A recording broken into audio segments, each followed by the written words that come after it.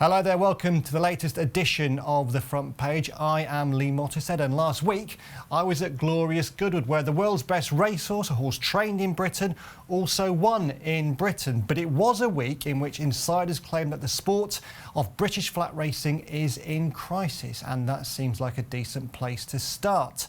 The Savill plan sets out to right some undeniable wrongs, but how many of the proposed remedies actually make sense? And will the plan move from being in the BHA's inbox to becoming BHA policy?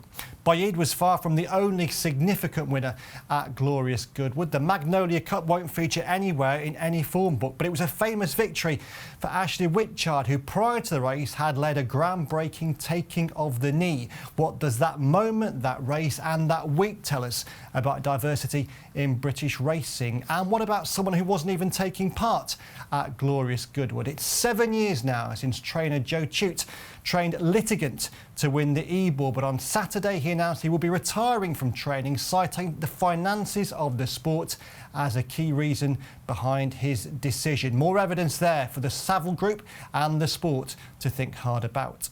Joining me in the studio this week are my esteemed Racing Post colleagues, Jonathan Harding and James Stevens. Each of us will be proposing what we believe should go down as the front page story for this particular edition, and then at the end, in a move that will have no democratic basis to it whatsoever, I shall determine what that front page story should be. And, gentlemen, I'm also going to start this week with reference to Savill plan at the start of the week. It was also chronologically the first of these stories that occurred.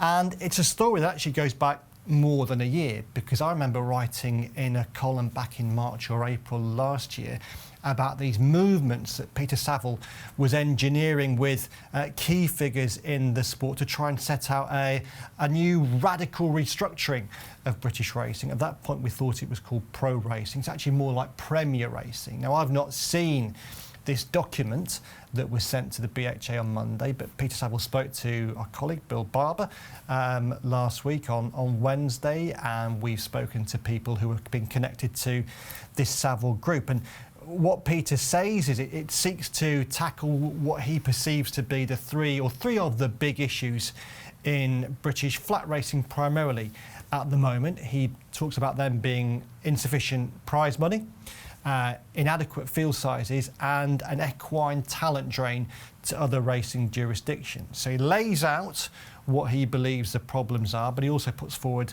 some remedies for these problems, which he hopes the BHA will incorporate in their upcoming strategy review. In essence, Peter says that he thinks what we don't need is a major reduction in fixtures, just a reshaping of fixtures. He points to there being now fewer horses towards the top of racing's pyramid, and therefore logically he says we need fewer races for those horses to make the races more competitive, and to have more races for those horses down at the bottom. But this very much concentrates on the top of the pyramid. We would have things like premier meetings that would stage premier races in a bid to try and make the public, help the public understand better what our top end product is. The BHA would have more centralised power to deal with racecourses, and part of that would mean that, more than is currently the case now, racecourses would be obliged to stage fixtures and races for certain amounts of money, and if they weren't able or didn't want to stage a fixture for a certain amount of money, that fixture in effect could then go back into the bargaining pot for another racecourse to take. Lots of ways in which Peter thinks that the sport can tackle these issues. He thinks we should be signposting better what the top races are. He thinks more of the good races should be taking place on Sundays than is currently the case. So all these big races would take place at major festivals on Saturdays and Sundays, which is a massive change from where we are now, to be honest. But it's at the very least, it's something that will concentrate people's minds on the issues at hand now. I think some of the proposals, the plans are more marketing exercises which won't really make much difference, but some of the things are more concrete. The effort to bring more money into the sport. I suppose one thing you can argue is that initially, to start this up, where will that money come from? If we're saying suddenly that a Saturday at Newbury or Goodwood has to be worth say £250,000, £200,000, £200,000, whatever that is, where does that money come from straight away? When it gets going, they'll be saying, well, greater betting turnover will be one reason why there'll be more money coming in. There'll be other reasons as well. But initially, this concept, this move is going to require finances to get it going. But if it does get going, it could make a big difference. James, were you impressed by what you read? I wouldn't say I was impressed, but I enjoyed reading it. I think it's a bit of a future that we can look at and we can sort of see some positives from. Look, the field sizes is something that we've looked at for quite a while. You know, it's been going down, and particularly on the jumping side of things, it's just been a really, really bad year. Over the summer jumps, for example, we've talked about reduction of fixtures, but actually you do look at the 0 to 100s and they're getting quite a lot of runners and such. So just knowing and playing with that fixture list and just knowing what races need to go where is a good idea. In terms of Sunday racing, that was the element I quite like. I think that racing competes against a lot of things on a Saturday afternoon when we're looking at sort of big rugby matches, football of course, which is the beast, and I think that looking at Sunday and using that as an option is something that we should definitely look at. And I remember through COVID, we had a couple of fixtures that were moved to Sundays when it was that sort of revamped schedule sort of thing, and the TV viewing was quite good. I know it's hard to judge how they perform because of the scenario, but that's certainly something that we should look at, and it'd be interesting to see if that does work better in terms of both whether they're being watched on the TV and they're getting good coverage, and whether people are wanting to go, because really that's the two main things. But I think it's a really good start, and look, racing does a lot of talking. It'd be nice to see some action. On that particular Sunday point, Jonathan, I've spoken to a few little dicky birds, and they suggest to me that the actual Sundays probably won't look massively different to what we have now. Well, they're not talking about moving the Derby to a Sunday or the Eclipse to a Sunday or the Locking to a Sunday. It's more like we have now, really, with the Sky Bet Sunday series, but aimed for slightly better horses than running in those races, but at the same sort of tracks, the Pontefracts, the Musselburghs, the Redcars. My issue with that would be is that everything about this premierisation plan is to try and focus attention on the top horses, and they're not really the top horses. You can only ever have so much cream at the top of the sport, and I'm not necessarily sure that this particular part of the initiative really helps with that. No, you're right, but I think the argument might be that it works in tandem with prioritising those big Saturday top horse meetings, the premier meetings as it were. I think getting that product as good as it can be, getting the top horses running for as much money as possible, as much coverage as possible is very important. I think if you look after the shop window, it encourages people to come in and get a look at the rest of it, and if they come in and get drawn in on a Saturday and see a Sunday card that is at the very least more compelling than the average midweek card, I think it would work in tandem like that. It might get people through the door for that and attract a different type of racegoer perhaps as well. I think the practicalities of it would be my concern with Sunday racing. I've never been an enormous fan of it from a racing workforce point of view, and you'd imagine that there'd have to be changes in the week to allow for the fact that you've got a whole group of people who are going to have to work more intense hours on a Sunday. Would you agree or disagree with Peter Savill that at the moment we don't do enough to signpost the sports consumers, those we're trying to entertain, about what actually is and isn't the good stuff? I think, as you say, the plan doesn't come down to marketing for me. We had British Champions Series, which has done an awful lot of good, but I don't think sticking that after a race title really makes a huge difference. No. And the marketing of the day, the big days are the big days, and the festivals, generally speaking, perform relatively well from a obviously slight dip this year in terms of foot traffic with other events and what have you. But in terms of viewership, certainly TV viewership, there is a huge appeal to those. I think for me, this entire plan comes down to tackling inertia. Pointing out these issues with racing is not a difficult task at all. We've been pointing them out for a long time, as have others, that it's poor field sizes, poor prize money, export of horses. What I would hope this does is just provides that slight impetus and says, actually, we need to clear the logjam and look at this seriously, and here are a few solutions, because anyone can point out the problems and discuss them and have various working groups and what have you, but this is slightly put the cat amongst the pigeons a little bit, and hopefully has G'd a few people up.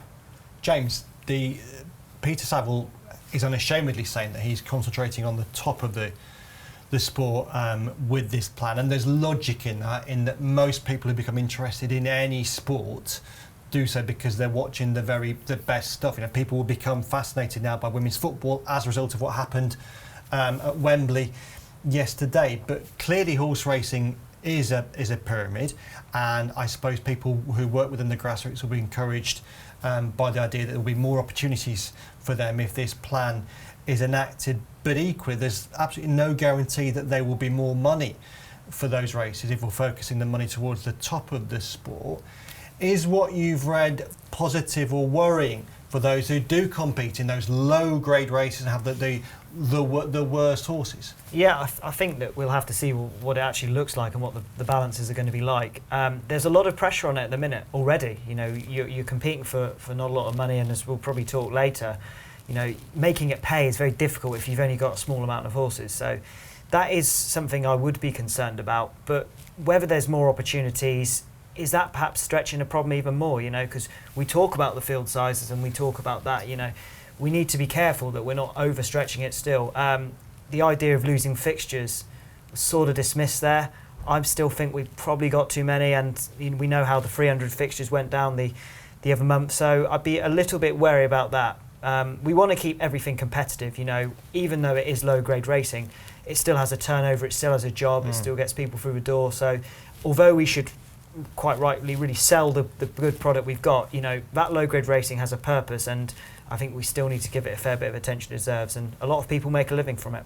Another big aspect of this whole project, this whole plan, if it comes to realisation, is that it will make the BHA more powerful. Although the BHA has been the recipient of this plan in an email, when the BHA senior executives read it, they will have seen that if this actually goes through, if they decide to go with it, it will make the BHA more powerful through giving the BHA the power to say to racecourses, you will run this meeting or this race for this amount of money, and if you don't, we're going to offer it to somebody else. That seems to be what people are saying about what's in the plan. Now, there are broad similarities there to what's been taking place within the Quality Jumps review group. I was part of that. I know what we've been suggesting, and that is very much about giving the BHA more control over those top end fixtures, moving some power away from the racecourses.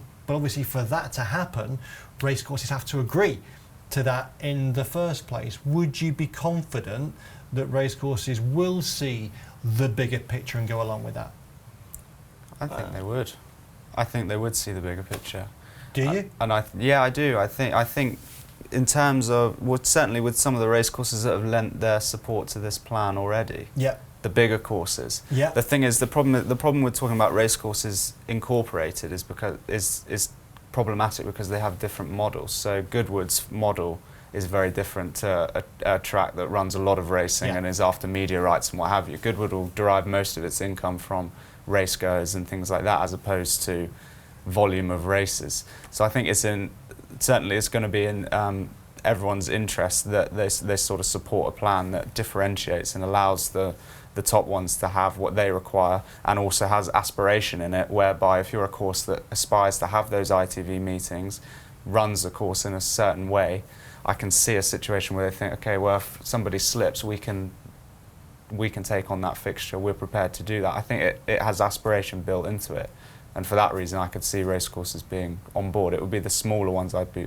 most worried about. And I suppose on that point, you have to say as well that we spoke to Adam Waterworth, the MD at Goodwood, twice last week. I spoke to him, and my colleague David Carr spoke to him on the front page story today, and Adam could not have been clearer that he is full square behind anything that can be done to make the situation better. But he was also adamant that he really does believe there is a major problem right now. He pointed to the desperately disappointing field size of the Stewards Cup consolation race on Saturday as an example of that equine talent drain, and really saying that it is vital that something is done. You'd both agree that something has to be done? Definitely. I think that's why the racecourses may well agree with it, because the alarm bells are really ringing loudly. I mean, it's not like it's stopping. It's not like the attendances continue to go down. Even even in Galway, they're sort of it's in Ireland. The problem is still sort of there with the pressure on attendances. They called that a good week, and it was still 9% down. That's sort of a level that we are talking about across the board, in that attendances are down and it's just accepted, and the field size are down and it's just accepted. We have to do something, and I think that it has to come together. And I know we've discussed the groups and such, and it takes a lot for racing to come together. And if it is that the BHA have to have the power to really make those decisions, I don't think personally that's necessarily a bad thing. But I think the alarm bells are ringing, and everyone has to listen. Otherwise we're going to be in even more big trouble. Agree, Jonathan? I do, and to have industry heavyweights, as they've been dubbed, reaching consensus on anything is a miracle in itself. As I think Bill Barber quite rightly pointed out, the proof will be down the line when it starts to get into the nitty-gritty detail of, well, you're going to have to compromise on this, and we're going to expect this of you. That's when suddenly those divides between, say, the horsemen and the racecourse groups might start to show again. But big picture, absolutely something has to happen. And to see, there's a lot of pointing out problems that goes on, and everyone can see them, but at least this plan has given some idea of what might be done to combat them. Whether they're the right ideas remains to be seen. I think there's a lot of good in it, but it feels like at least half a step towards doing something meaningful. Yeah, I think that's right. I think if racecourses and participants are agreed on what the problems are and have agreed on the remedies, then surely something good will come of it. Surely. Okay, second story time now. James Stevens, it is your first go at proposing a story on the front page. Make it a good one. Good. I was really impressed with the events at Goodwood this week. Ashleigh Wicheard, who took the knee before the Magnolia Cup, a really significant moment, I think, for racing and for diversity in racing.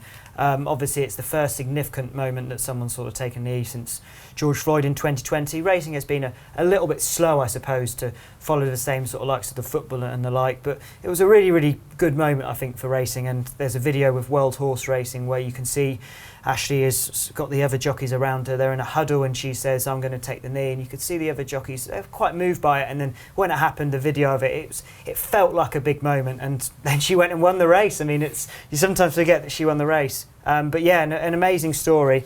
And I think that hopefully it prompts the conversation about diversity. I think that racing does a lot. I think there's the Khadija Mellor Academies come through. We've got the Racing Media Academy. I know the steering group as well. So there is quite a bit that's happening. But look, there's always time for a bit more, Racecourses, as you've rightly said in your column this week, Lee, it's a mostly white environment. And that's when you compare it with a modern day Premier League stadium, when you compare it to any sort of sporting setting, it falls behind.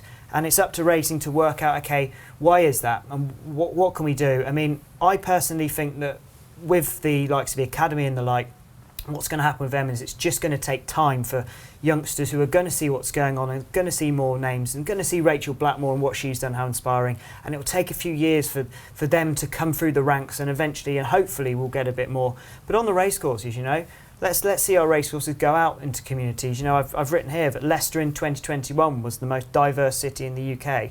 This year they've had family events, they've had charity event, they've had a Ladies' Day, they've had a Veterans Day. Can they get into the city centre, learn about the local groups and try and get more of a diverse crowd in? Can they do something different, whether that's music or food or something like that? Really bridge that gap and really go out and say, look, this is what we've got to offer you. We want you and we want you to feel welcome. So I hope that this prompts that conversation, because it was a good thing to watch.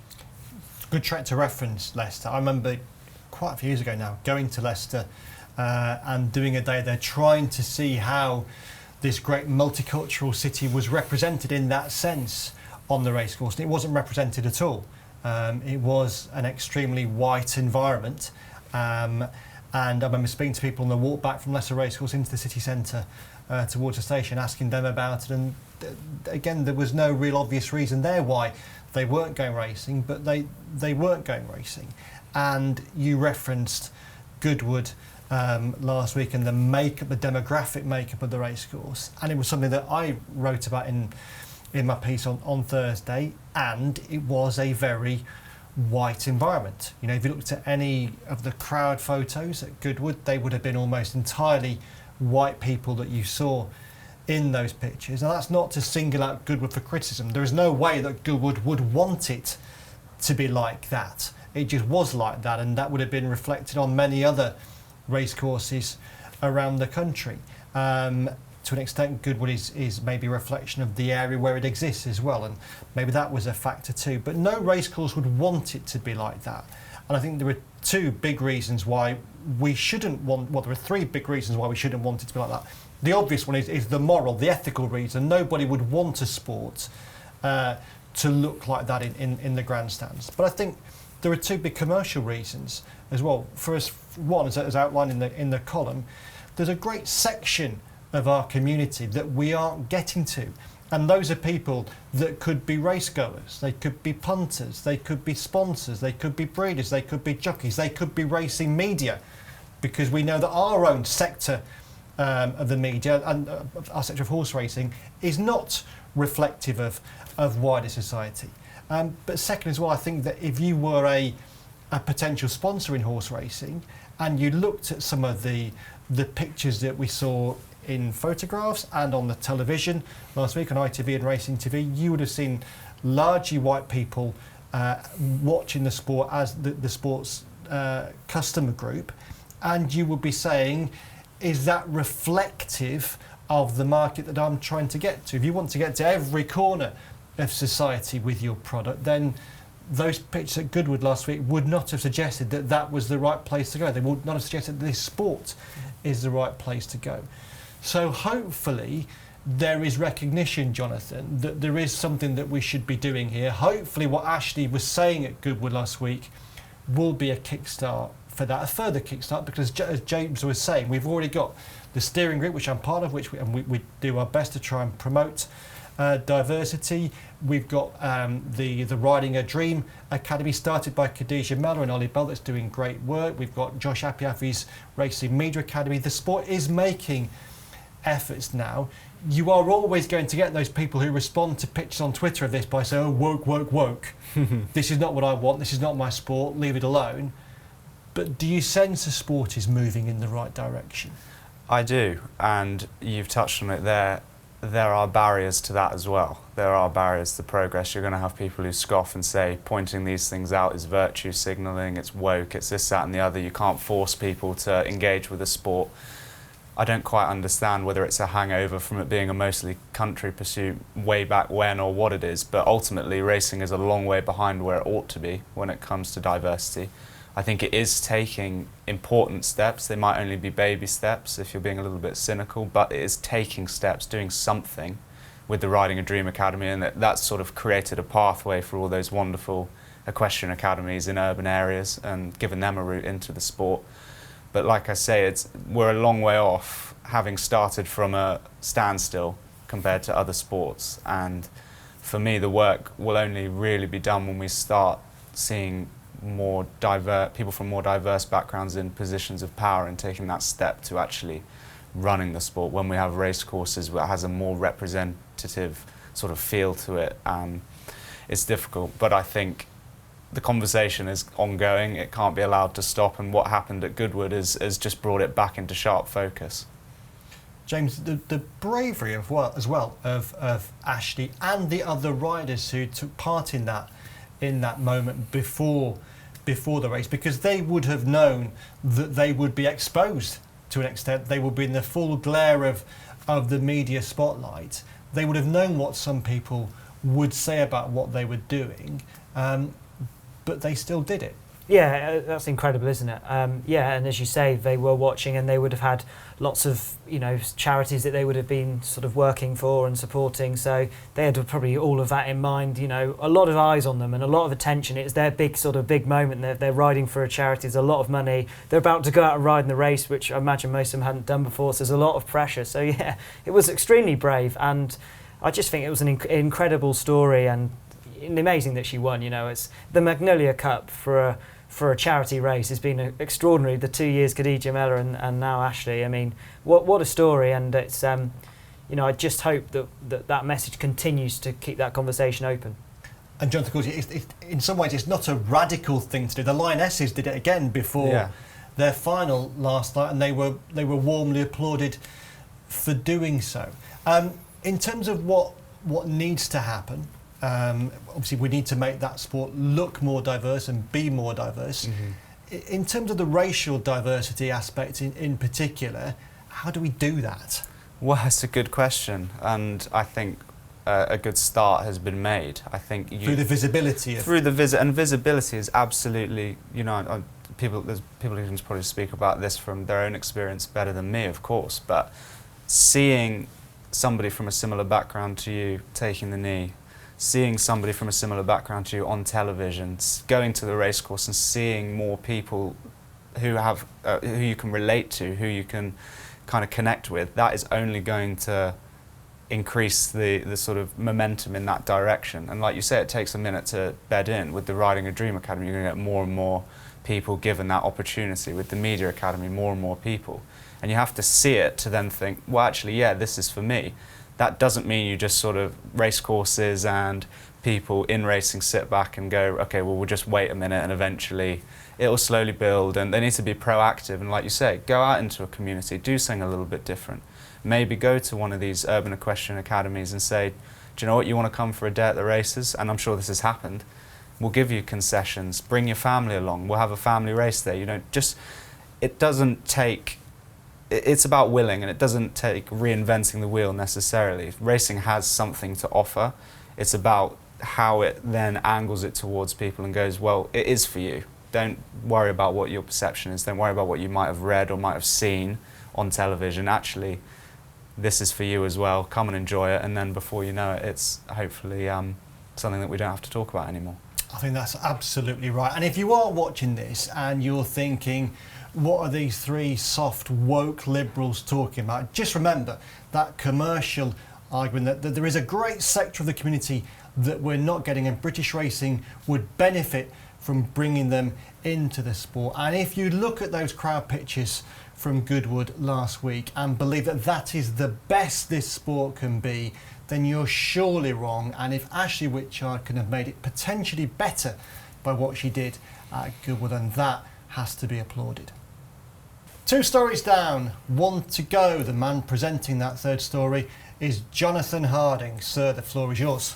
Yeah, and this is the shock news, I think it's fair to say shock news, that Joe Tuite is retiring after a fabulous career, but at times difficult, and certainly towards the end he's struggled with numbers and as a result has struggled financially. From a sort of personal point of view, it was good to see that he's going out on his own terms. He's not kind of running himself into the ground, but his business is no longer financially viable, and he's taken the action of going out how he chooses, which you have to respect. But it's hugely, hugely alarming, isn't it, to see a smaller trainer unable to make it pay anymore. And it speaks to these broader issues that we've already discussed. You know, prize money's not good enough to sustain it unless you have enough horses to attack that prize money, unless you have enough owners to keep the training fees coming in and things like that. You can't do it alone on results. And to see a trainer of his obvious ability, his likability, having to step back is hugely concerning to me, and what I would not like to see, and what I think the sport would be a lot poorer for, would be a situation where people like him leave the game more increasingly. We can't have smaller trainers having to pack it in because they offer so much. They're part of the fabric of the sport. They often, as we know all too well, some of the best stories come from these people who live it every day and have to tough it out and have to work that little bit harder, arguably, to make it work. So yeah, it's worrying, and hopefully it's not the beginning of a trend of more and more smaller trainers having to leave the sport. James, if you look at Joe's career stats, sort of pick out some of them. So he trained the winner of the Ebor in 2015. I was there at York that day, wrote about it. It seemed like a huge moment for him, and one that would hopefully do his career good. And to an extent it did. I think 3 years later he trained 30 winners that season. But you look at the situation this year, he's only had 2 winners. He's only run 15 horses. His share of prize money would be such it would make almost no difference whatsoever to his earnings. Realistically, when you're in that sort of situation, as many trainers are, I wonder how most of them can make a living out of it. In some ways it's remarkable that they do. Yeah, I think the worrying thing for me is that he has had a really bad year. That's what he said, and he said, you know, he was worrying about things, and I can't remember the name of the horse, but the horse that died in the John Smith's Cup, he was sort of saying he just felt luck was against him this year, and it's really sad actually, just sort of reading that, because he's obviously a very, very good trainer. He is a very likeable guy as well, and I'm concerned that sort of a trainer has a really bad year, they need to retire. That's quite concerning, isn't it? I mean, there are a lot of problems that trainers have had. I mean, I spoke to two trainers that left. Jack Barber at the start of the year, who left because financially he couldn't make it pay, and Caroline Bailey, who couldn't get the staff. So there's a lot of pressure on trainers. But this is perhaps more concerning, I think, because it's the fact that I've had a really, really bad year. I just simply cannot make it pay, and I need to walk. You know, trainers do have bad years. Trainers do have years where they get a bug or a virus or something. That's extremely concerning. And I think the fact is that he's looking ahead and looking at the prize money and thinking, I don't think I can get back here. That's a problem with British racing. That's a problem with prize money, which we've talked about. But yeah, fair play to him. He's probably seen things. He's probably reached an age, and he probably fancies he's not had a holiday. He said so. I hope he gets one now. I'm sure he's earned it. To what extent, Jonathan, is this symptomatic of a particular problem within British horse racing, in the sense that businesses do close all the time? You know, we've got a parade of shops down the road from where I live. We lost the guy with the wine shop last year. It's a nice shop, people went into it, bought the wine, but he couldn't make it financially sustainable. Businesses do close, and sometimes businesses close because the people running those businesses just aren't good enough at running the business. To what extent are these stories that James referenced in horse racing different to those that we're seeing in the wider economy, and to be treated in a different way? Yeah, it's a fair point, and training racehorses has never been an easy profession, has it? It's never been easy to make it pay. Unless you're over in Hong Kong, which we might discuss, somewhere like that where the prize money is such that you only need a few winners really to kind of top up your bank balance. But I think this is symptomatic of a broader issue, because it's not a case of it's a competitive market and they've not been able to quite compete and quite make it work, and as such we live in a capitalist society. You know, they've not been able to make it work like others have. Sorry, it's not worked out for you, you're closing your business. This is a case of a very capable person running their business, as far as we know, in a sensible way, struggling to attract horses, struggling to make it pay because of prize money levels and everything else.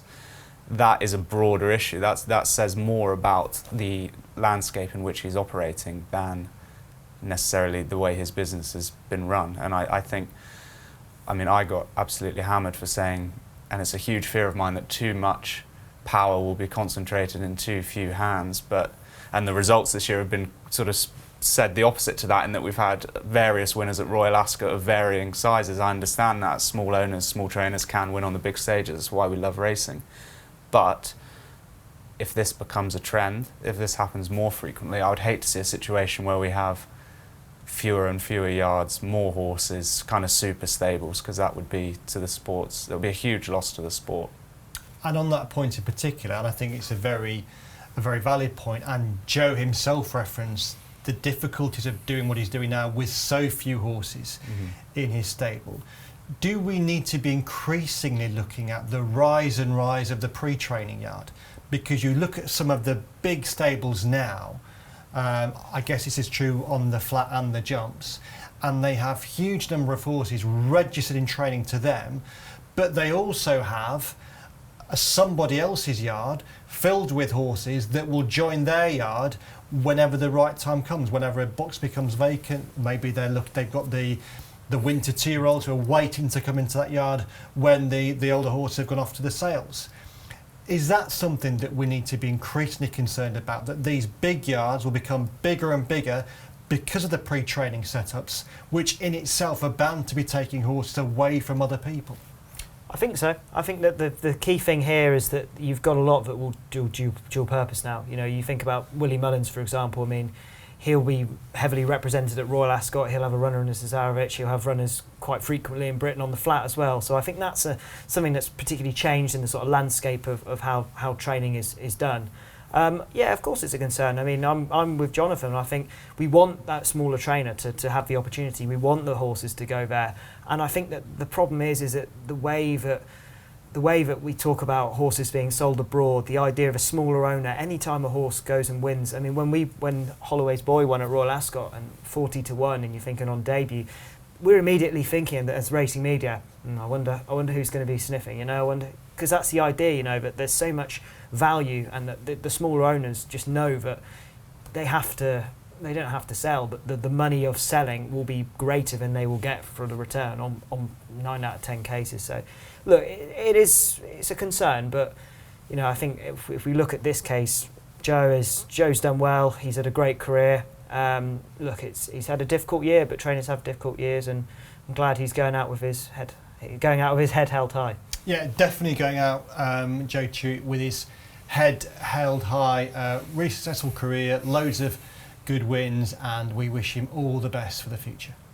Okay guys, wrap up time then, got to make a decision, and first of all, 3 really strong, excellent stories. There are no losers in this particular competition, and obviously what we just said there at the end of the Joe Tuite section is absolutely true. We wish Joe well for the future, and what he has decided to do is clearly, although it's a personal decision, is reflective of a wider problem within the sport at the moment. That wider problem was also absolutely picked up and carried by the Savill Group and their proposals outlined in an email to the BHA, and that in many ways would be the obvious front page story, but equally that's going to run, and I'm sure we're going to be talking about that a lot over the coming weeks, not least when the BHA actually have to make a decision on which of the proposals they will advance into policy. And therefore, in for a penny, in for a pound. They're going to call us woke snowflakes as it is, but I think we should say that Ashleigh Wicheard's bravery in taking the knee, and the bravery of the other jockeys as well, who did the same thing, and the wider points that Ashleigh was raising, and hopefully the sport can talk about, means that Magnolia Cup and Ashleigh Wicheard's success, I'm going to make our front page story of the week. And James Stevens, the first time you've been on the show, and you have the winning story, you must return. Congratulations. So thank you, and well done again to James, thank you to Jonathan, and thank you to watching. We'll be back again next Monday with a new edition of the front page. Until then, enjoy your week and goodbye.